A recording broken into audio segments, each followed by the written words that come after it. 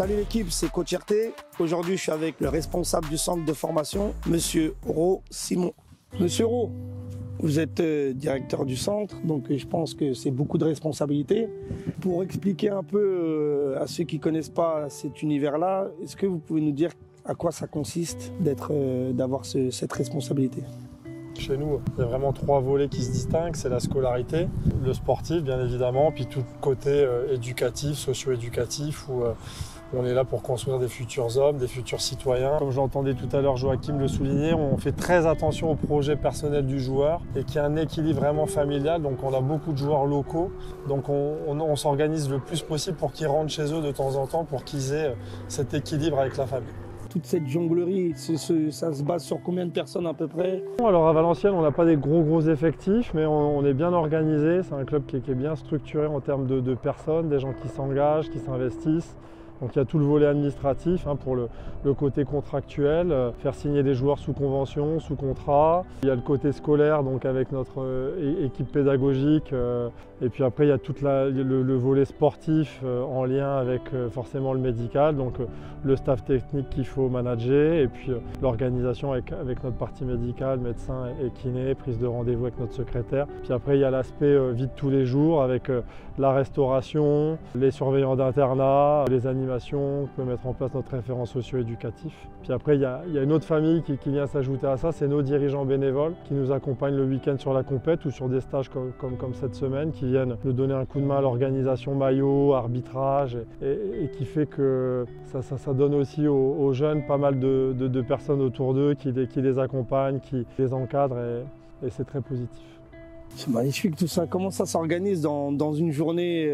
C'est quoi la journée type d'un... Journée type chez nous, on veut que les garçons commencent tôt pour vivre une scolarité, j'ai envie de dire, normale. Un garçon qui va dans un lycée classique prend le train ou les transports en commun de bonne heure. Donc nous, les garçons, on court à 8 heures. Donc cours de 8 à 10. Après, on a un levier fort au club, c'est que les séances d'entraînement des pros de la N3, des 19 et des 17 sont le matin. Donc les pros, 10h30, 11h. La N3 10h15, 10h30 pour les 19 et les 17, ça permet de décloisonner les groupes quand on en a besoin, quand il y a des appels sur le dessus, et puis on se consacre surtout le matin, c'est les meilleurs moments pour s'entraîner, il y a beaucoup de concentration, beaucoup d'éveil parce que les joueurs sont frais, donc séance d'entraînement donc le matin, après repas, il y a les soins aussi le matin pour les joueurs blessés ou avant séance, et puis l'après-midi c'est scolarité ou double séance, en fonction des journées, le mardi par exemple c'est double séance pour tout le monde, donc il y a cours de 14h à 16h et on retourne sur les terrains après. Le mercredi,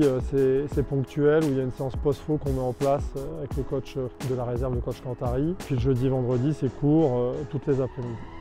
C'est des grosses journées tout ça. Grosse journée, c'est assez soutenu. Maintenant, l'organisation, on l'a évoqué avec Joachim tout à l'heure, pour un joueur qui passe très vite chez les pros, on a organisé son emploi du temps perso. Donc, alors il a des cours communs avec ses camarades de classe, mais il y a quelques cours sur lesquels il ne peut pas être présent parce qu'il est pris par le groupe professionnel. Donc on s'organise avec l'équipe pédagogique pour lui apporter les cours manquants sur des périodes où lui a des temps libres. Donc c'est du travail d'organisation, mais on est là pour ça, pour que le joueur soit au cœur du projet et qu'on le mette dans les meilleures conditions possibles.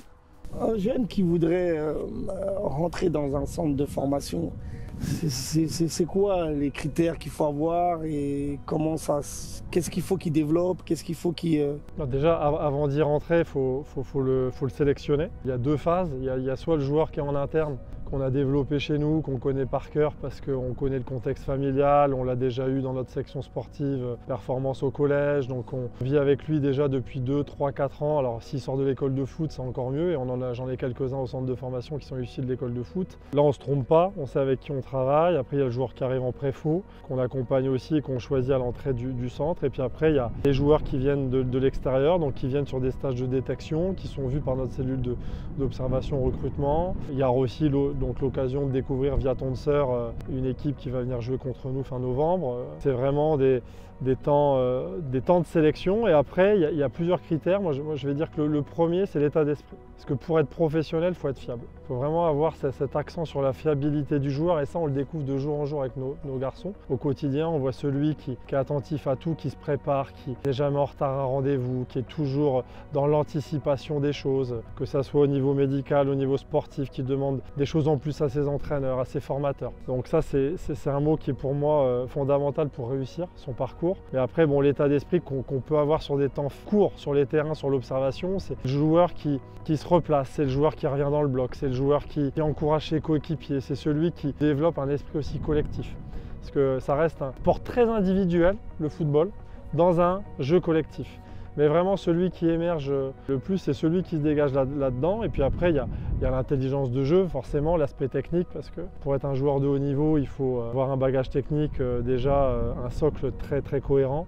Et donc et après, même s'il y a des joueurs de haut niveau qui ont des grosses aptitudes physiques dans le volume ou dans l'endurance, mais surtout dans les qualités de vitesse, mais il y a un socle qui est prépondérant pour nous, c'est le socle technique. Donc on regarde l'état d'esprit, la technique, et il faut qu'il y ait une qualité forte. La qualité forte, c'est soit je vais vite, soit je cours longtemps. Mais vraiment pour le haut niveau, il faut avoir l'une des deux.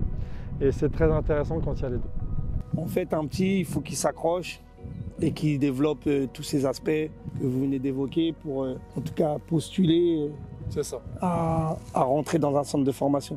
Tout en sachant qu'on accorde un temps fort aussi à la patience parce que les garçons arrivent avec des différences physiques. On sait qu'on est sur des âges morphos où la croissance est différente d'un enfant à un autre. On est patient avec certains de nos joueurs puisque on a vu en eux, on a décelé en eux des qualités de vitesse ou de motricité et de technique au-dessus de la moyenne, mais le côté masse, impact physique, il n'est pas encore là, mais il faut laisser le temps aux joueurs de se développer.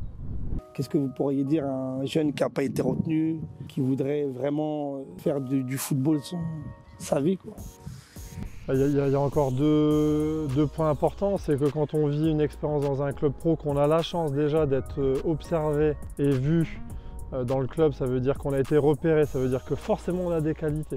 Après, il y a beaucoup de bons joueurs en France, dans les régions, dans le monde, donc il faut être très bon parmi les très bons. Donc c'est pas évident, mais ça reste toujours, quoi qu'il arrive, sur chaque période de stage ou chaque période de recrutement ponctuel, ça reste toujours une bonne expérience à prendre parce que je vis quelque chose qui me permet la prochaine fois de l'avoir vécu. Donc comme je l'ai vécu, je vais mieux l'appréhender. La première fois, si c'est un échec, la deuxième fois, je vivrai encore mieux l'événement. Et puis dans le sport, et on est bien placé avec le ballon, c'est qu'il y a toujours le rebond.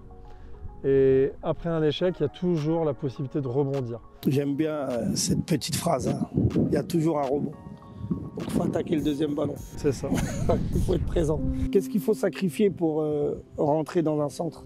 Un sacrifice, c'est un mot fort parce que pour moi, le foot est une passion, le foot est quelque chose qu'on choisit. Donc à partir du moment où c'est quelque chose qu'on choisit, pour moi, c'est pas un sacrifice. Maintenant, il y a des manques. Voilà, la famille manque, la vie d'un ado qui vit une scolarité commune avec d'autres élèves, ça manque. Alors nous, ici, on s'organise aussi pour que les garçons aient des temps libres. C'est-à-dire le mercredi après-midi, ils vont en ville. Le week-end, je leur donne une deuxième autorisation de sortie. Mais il y a tellement de jeunes qui veulent vivre ce qu'ils vivent que pour moi, c'est pas un sacrifice. Maintenant, c'est du travail, c'est de l'investissement au quotidien, mais je trouve que c'est un mot trop important par rapport à ce que des gens vivent dans la vie de tous les jours, qui n'ont pas des situations faciles et qui là font vraiment des sacrifices. Là, je pense que quand on vit de sa passion et quand on transpire de sa passion tous les jours, je pense que c'est que du plaisir et du bonheur. Vous savez ce qu'il vous reste à faire?